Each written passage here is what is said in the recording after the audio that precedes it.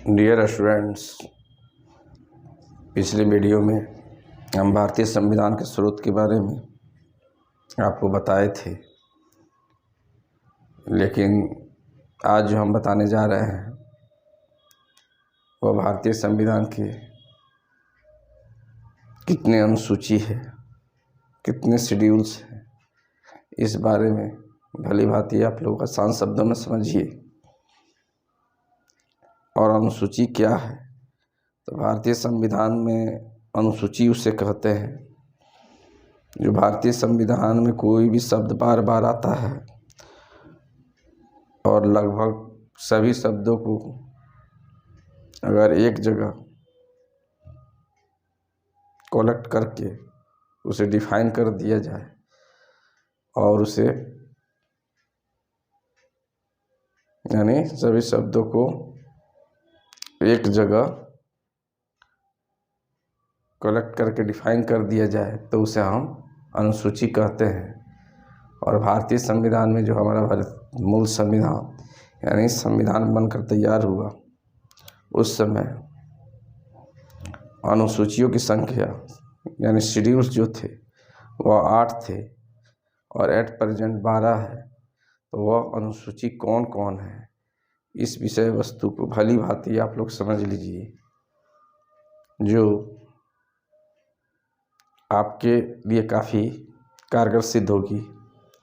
तो चलिए, सबसे पहले हम यह जानते हैं कि भारत एक राज्यों का देश है जिसे हम यूनियन शब्द भारतीय संविधान में शामिल किए हैं। भारत राज्यों का एक शब्द है। तो पहला अनुसूची जो है उसमें 28 राज्य और 8 केंद्र शासित प्रदेशों का जिक्र किया गया। अभी के परिप्रेक्ष्य में हम देखें तो अभी हमारे भारत में जो 28 राज्य है और 8 केंद्र शासित प्रदेश है, इसकी व्याख्या प्रथम अनुसूची में की गई है। यानी भारतीय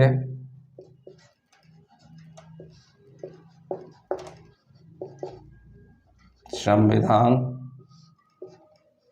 की अनुसूचियाँ।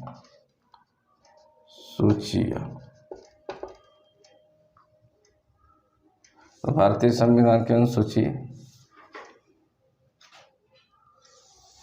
एट प्रेजेंट यानी वर्तमान काल में 12 है और मूल संविधान उसे कहते हैं जब हमारा संविधान बनकर तैयार हुआ तो उस समय 8 शेड्यूल था। तो जाहिर सी बात है, पहले अनुसूची के बारे में आप लोग बताएं आप लोगों को कि भारत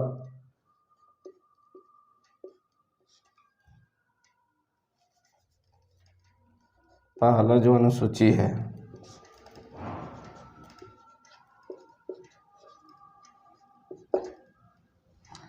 इस अनुसूची में 28 राज्य और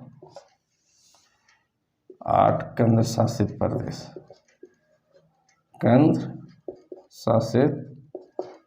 का उल्लेख किया गया है।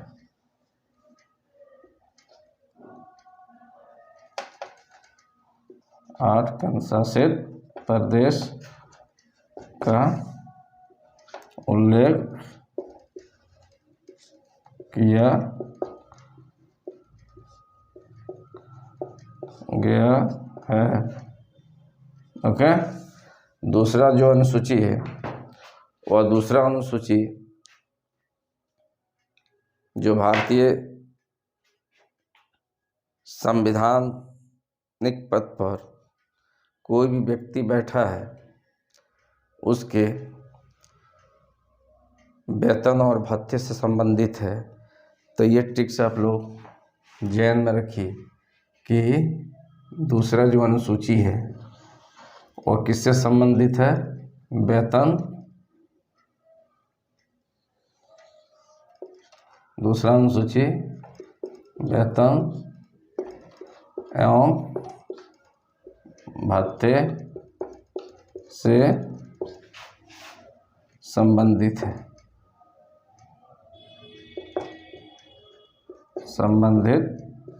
है, यानी किसका वेतन? जो भारत के ये संवैधानिक पदों पर जो व्यक्ति बैठा है उसके वेतन और भत्ते का प्रावधान दूसरी अनुसूची में किया गया है। तो संवैधानिक पद पर जैसे राष्ट्रपति, उपराष्ट्रपति, उच्चतम न्यायालय, उच्च न्यायालय, उसके बाद CAG यानी जिसे वॉच डोर के नाम से जाना जाता है, नियंत्रक महालेखा परीक्षक जिसे हिंदी में कहते हैं, यानी जो भी व्यक्ति जो संवैधानिक पद पर बैठे हैं उन सब व्यक्तियों के वेतन और भत्ते का प्रावधान जो है दूसरे अनुसूची में किया गया है। और तीसरा जो अनुसूची है वह जाहिर सी बात है, जो भी व्यक्ति संविधान के अनुसार शपथ लेता है और अपने पद के पर बैठता है तो उसका जो है प्रावधान तीसरी अनुसूची में किया गया है। तो इस चीज़ को भी आप लोग जानिए, तीसरा अनुसूची में जो है शपथ और समारोह से संबंधित है। तीसरा जो अनुसूची है वह शपथ और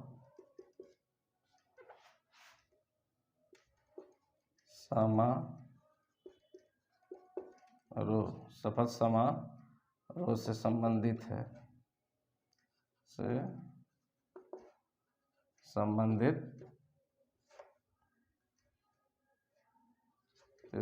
शपथ समारोह से संबंधित है। ओके,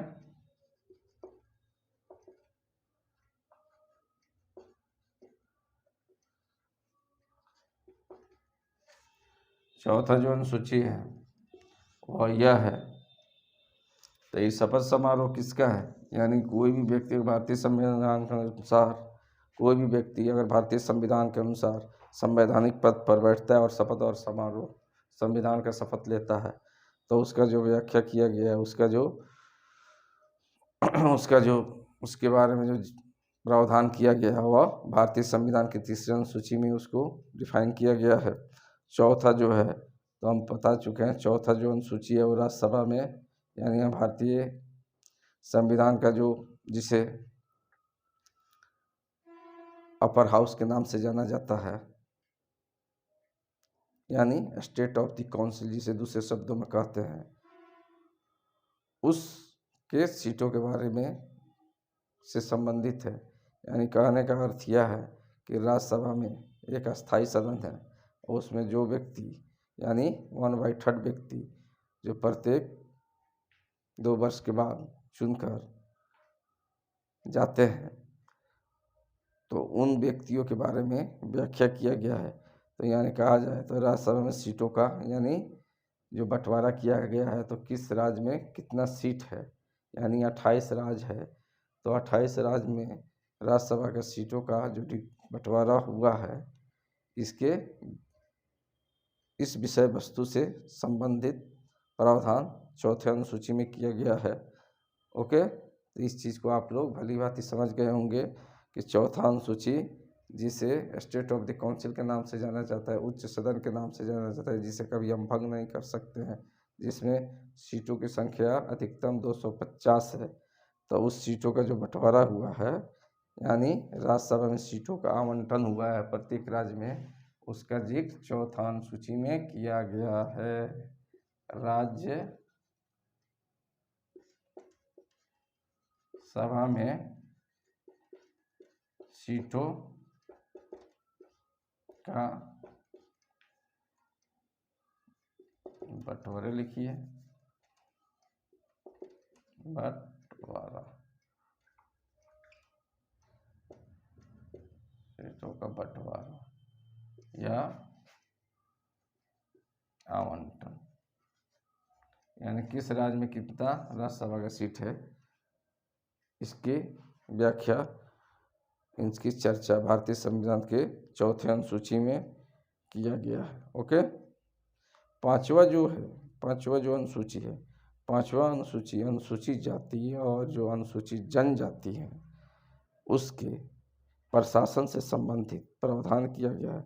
यानी पांचवा अनुसूची अनुसूचित जाति और अनुसूचित जनजाति जो है, जाहिर सी बात है, तो उसके रख रखाव के लिए अलग से प्रशासनिक सिस्टम का प्रावधान किया गया है। तो इस विषय वस्तु को अपने दिमाग में रखिएगा कि जो पांचवा अनुसूची है इसमें अनुसूचित जाति अनुसूचित जाति जनजाति के प्रशासन और नियंत्रण से संबंधित है। पांचवा अनुसूची जो है SC ST अनुसूचित जाति अनुसूचित जनजाति के प्रशासन, अनुसूचित जाति अनुसूचित जनजाति के प्रशासन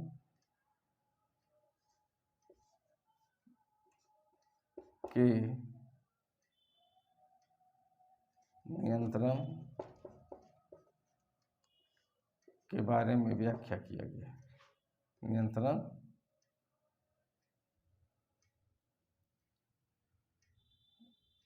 नियंत्रण के बारे में व्याख्या किया गया, बताया गया है कि जो भी अनुसूचित जाति अनुसूचित जनजाति है उन पर प्रशासनिक कैसा ब्यूरोक्रेट्स लगाया जाए कि वह उनके लिए हक में काम कर सके, उन्हें आगे बढ़ा सके, उनके लिए अलग से प्रशासनिक व्यवस्था की गई है। तो जाहिर सी बात है इस अनुसूची को भी आप लोग भली भांति समझ गए होंगे कि अनुसूचित जनजाति और उस अनुसूचित जनजाति से संबंधित जो है प्रशासन का नियंत्रण के बारे में, प्रशासनिक नियंत्रण के बारे में जो व्याख्या किया गया है वह पांचवी अनुसूची में है। ओके, अब आते हैं, हम देखते हैं छठा अनुसूची क्या है।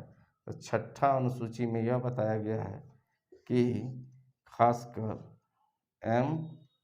मिजोरम, त्रिपुरा, मेघालय, मिजोरम, त्रिपुरा, मेघालय और अरुणाचल प्रदेश, ये कोड हो गया। ये हो गया अरुणाचल प्रदेश, ये हो गया मिजोरम, त्रिपुरा और मेघालय। ये चार जो राज्य है, तो इन चार राज्यों के बारे में आप लोग जानिए। पहला कौन राज्य हो गया? पहला हो गया असम, एम से हो गया मिजोरम,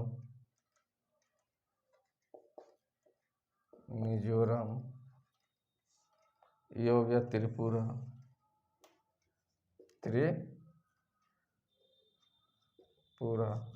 और ये हो गया आपको मेघालय।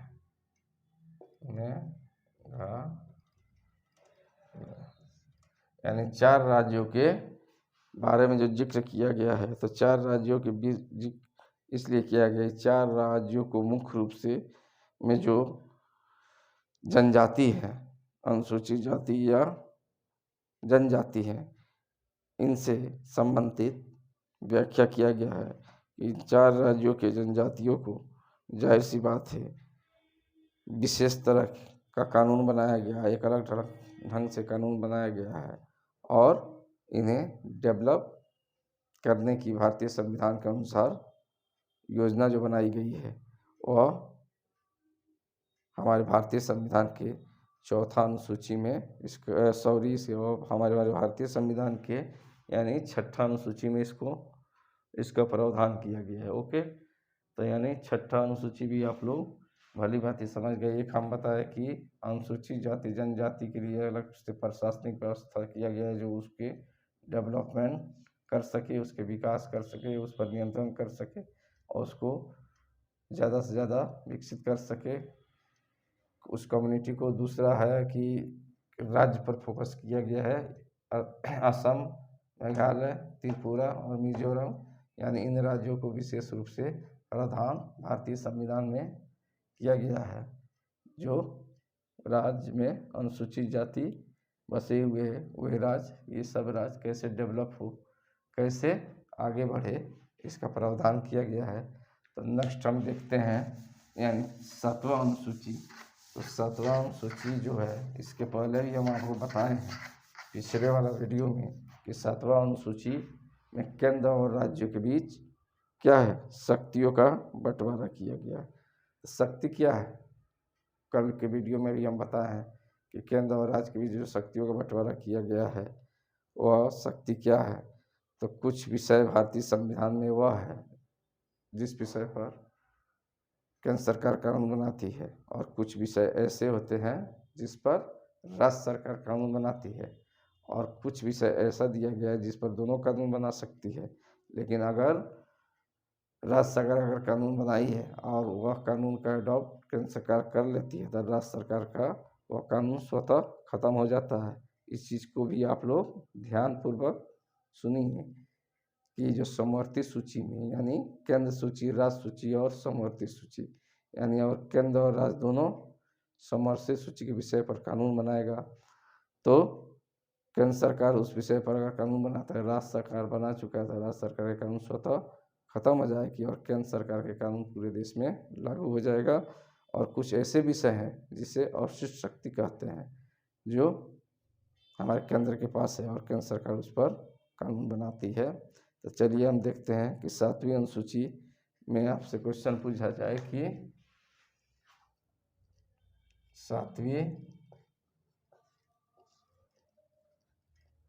अनुसूची, 7वीं अनुसूची जाहिर सी बात है ये हो गया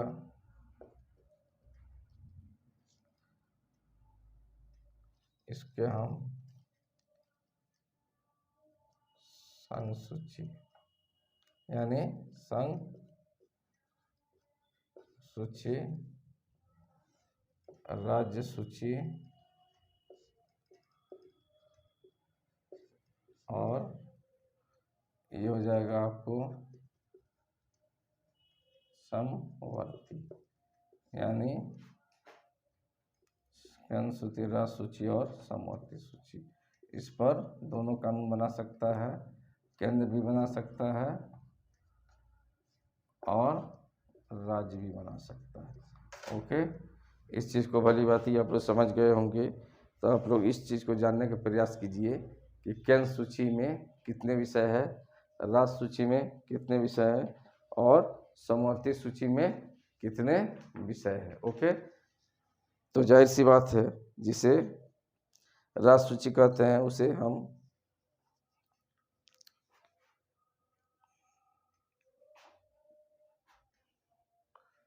सातवीं अनुसूची में संघ सूची, राज्य सूची, समवर्ती। केंद्र सूची में जो है संघ सूची में यानी केंद्र सूची। तो संघ सूची में जो पहले विषय था वह कितना था, तो पहले 97 था, अभी बढ़कर 100 हो गया है, तो यानी 97 बढ़कर कितना हो गया 100। राज्य सूची में जो विषय है जिस पर राज्य सरकार कानून बना सकती है वह पहले जाहिर सी बात है कि 66 था, अब बढ़ के 61 हो गया, यानी राज्य सूची पहले 66 था, अब जो है घट के कितना हो गया है 61 विषय हो गया है। तो जाहिर सी बात है जो 66 से घटकर 61 हुआ है तो ये कहाँ चला गया है, इस समवर्ती सूची में जुड़ गया है। ओके, एडिंग हो गया है। ओके, और समवर्ती सूची में जो पहले था 47 विषय था वो अभी एट प्रेजेंट 52 हो गया है। कितना, पहले 47 था, अभी बढ़ के कितना हो गया 52। तो इसमें से जाहिर सी बात है घटे इसमें से निकाला गया और समवर्ती में डाल दिया गया है। तो इसने विषय पर केंद्र सरकार कानून बनाती है, 61 विषय पर राज्य सरकार कानून बनाती है और समवर्ती पर दोनों बना सकती है। इस कंटेंट को भी भली भांति आप लोग समझ गए होंगे। अब हम देखते हैं कि जाहिर सी बात है कि कौन कौन विषय है। कुछ ऐसे विषय आप लोग लिख लीजिए जो आपके एग्जाम के लिए काफ़ी उपयोगी है। तो रेलवे, हाईवे, बैंक, जनसंख्या, ठीक है, और विदेश नीति। रेलवे एक में आइए, रेलवे, दो में हो गया हाईवे, जनसंख्या,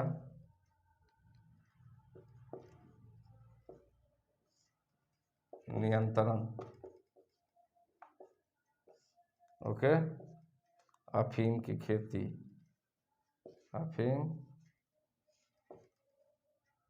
की खेती, ओके, और बैंकिंग, इस पर कौन कानून बनाएगी? इस पर मुख्य रूप से इतना ध्यान में रखिए, इस पर जो है केंद्र सरकार कानून बनाती है।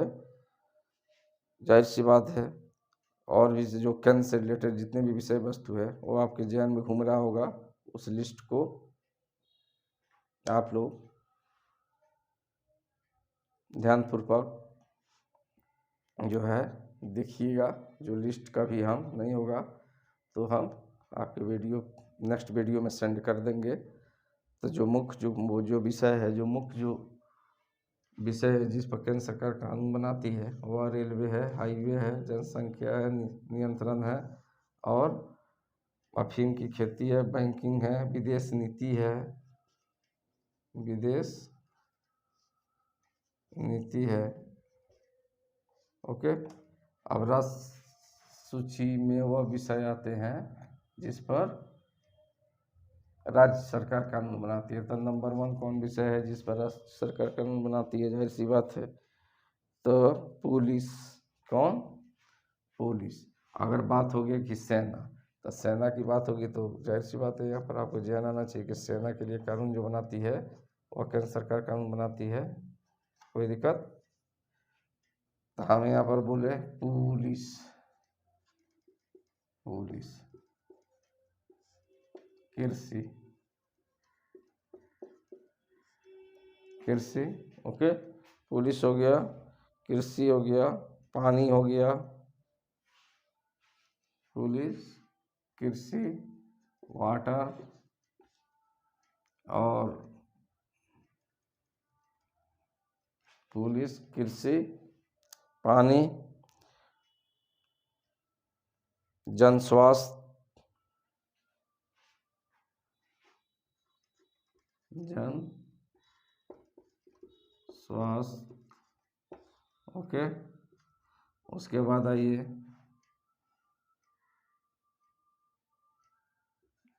सिनेमा घर, जिसे थिएटर कहते हैं, ओके। इस पर भी राज्य सरकार कानून बनाती है। अब आइए रेलवे, रेलवे पुलिस। कौन पुलिस? रेलवे, यानी ये भी ध्यान में रखिए, रेलवे पुलिस इत्यादि। इसका भी आपको 61 विषय है जो मुख्य रूप से ये सब पूछता है, इसको ध्यान में रखिए। और नहीं होगा तो कभी हम लिस्ट को वीडियो पर यानी अपने जो है चैनल पर सब्सक्राइब कर देंगे, उसको देख लीजिएगा। तो इस विषय वस्तु पर राज्य सरकार कानून बनाती है, लेकिन कुछ विषय ऐसे हैं जिस पर दोनों कानून बनाती है। तो जाहिर सी बात है शिक्षा, समवर्ती सूची,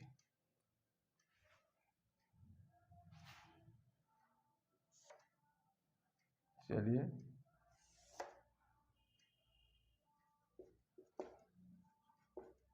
शिक्षा, ओके, इस समवर्ती सूची में आता है। एजुकेशन की सूची में आता है, समवर्ती सूची में आता है जनसंख्या नियंत्रण, यहाँ पर सिर्फ जनसंख्या होगा, हम इसको लिख लीजिए जनसंख्या।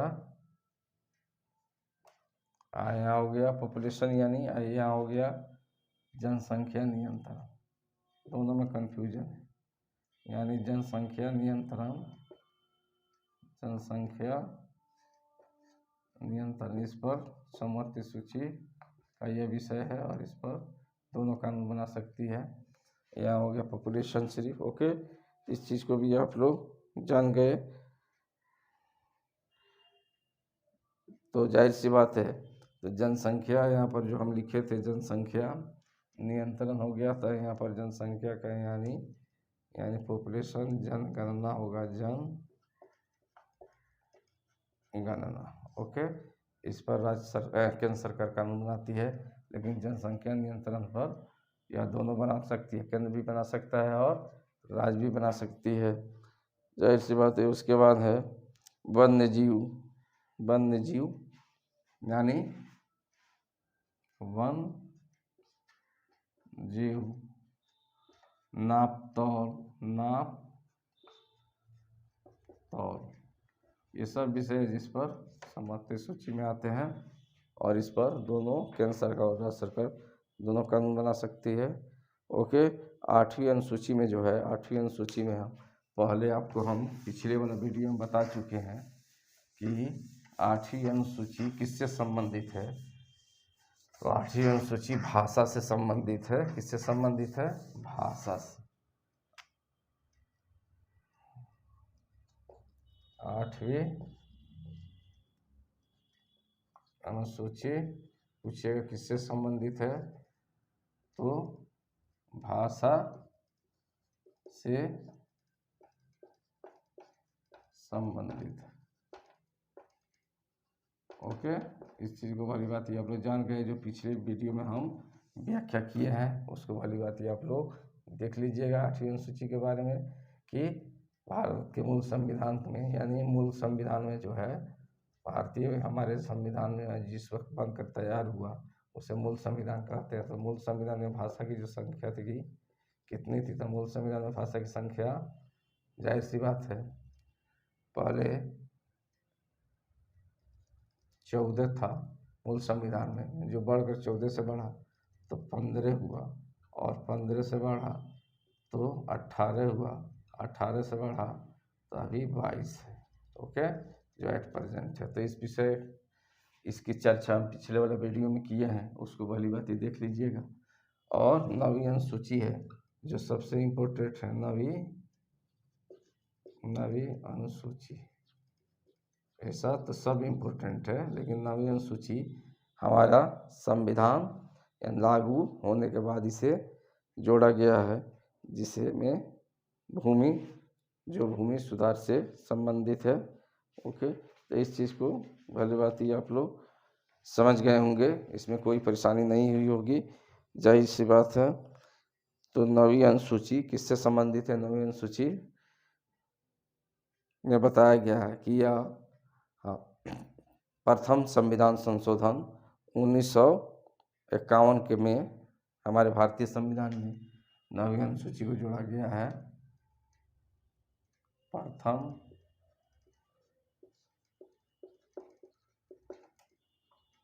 संविधान संशोधन 1951 ईस्वी में जोड़ा गया है भारतीय संविधान में। इसके विषय में हम पिछले वीडियो में भी चर्चा कर चुके हैं, जो भूमि सुधार से संबंधित है, राष्ट्र के भूमि सुधार से संबंधित राष्ट्र। ओके, भूमि सुधार से संबंधित है। इसको भी पिछले वीडियो, पीछे वाला वीडियो में देख लीजिएगा, इसको हम बता चुके हैं, डिफाइन कर चुके 284 अधिनियमों को, यानी 9वीं अनुसूची में शामिल किया गया है। 284 अधिनियम को 9वीं अनुसूची में शामिल किया गया है। इसको विस्तृत ढंग से हम बता चुके हैं, इसको पिछले वाला वीडियो में आप लोग देख लीजिएगा, कोई दिक्कत नहीं होगा। नेक्स्ट जो है 10वीं अनुसूची है, तो 10वीं अनुसूची जो है आपको हम बता दें कि 10वीं अनुसूची दल बदल विरोधी कानून से संबंधित है। यानी कोई भी आदमी अपना पार्टी छोड़कर दूसरी पार्टी में जाता है तो उसकी सदस्यता समाप्त कैसे होगी और किस सिचुएशन में जाएगा तो नहीं होगी। तो इस चीज़ को जान लीजिए कि 52वां संविधान संशोधन 1985 ईस्वी में 10वीं अनुसूची को जोड़ा गया है। यानी कब जोड़ा गया है? 52वीं संविधान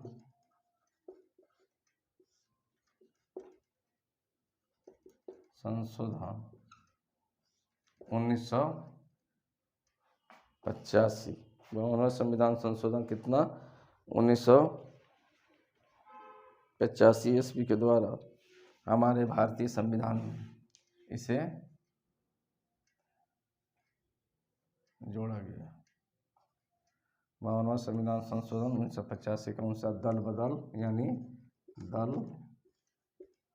बदल विरोधी अधिनियम, दल बदल विरोधी अधिनियम को या कानून लिखिए, दल बदल कानून को जोड़ा गया है कि अगर कोई भी पार्टी दूसरे पर अपना पार्टी छोड़कर दूसरे पार्टी में सिंगल जाती थी, उसकी और राज्यसभा का मेंबर हो या लोकसभा का मेंबर हो, उसकी सदस्यता समाप्त हो जाएगी।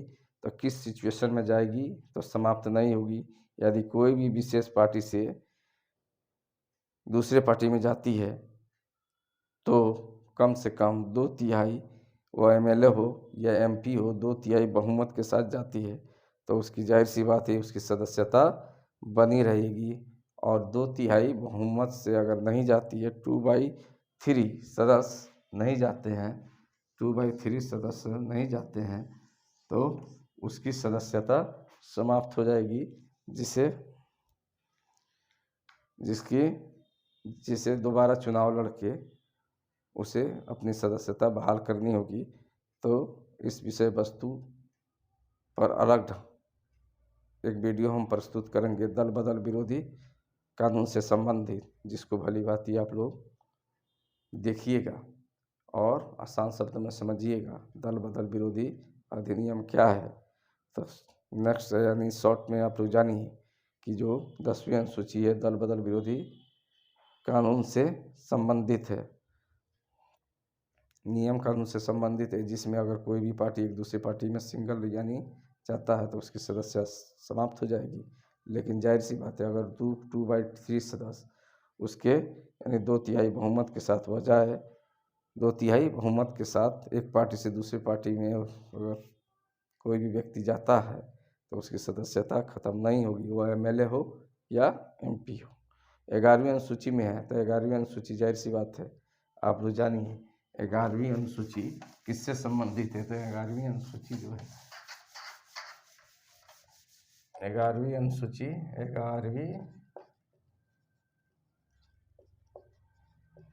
11वीं अनुसूची पंचायती राज व्यवस्था, पंचायती राज व्यवस्था जो भारतीय संविधान 1992 93 यानी 92 में यह कानून बना, अधिनियम बना और 93 में लागू हुआ। और जिसे 29 विषय, कितने विषय पीछे बता चुके हैं पिछले वाले वीडियो में कि 29 विषय दिया गया है जिस पर कानून बनाकर स्थानीय सरकार यानी पंचायती राज व्यवस्था को विकसित किया जा सकता है। ओके, 12वीं अनुसूची जो है 12वीं अनुसूची ये भी जो है कानून बना है 1992 और 93 में। पिछले वीडियो में इसके बारे में भी हम चर्चा किए हैं, इसको देख लीजिएगा। इसमें जो है यह नगर निगम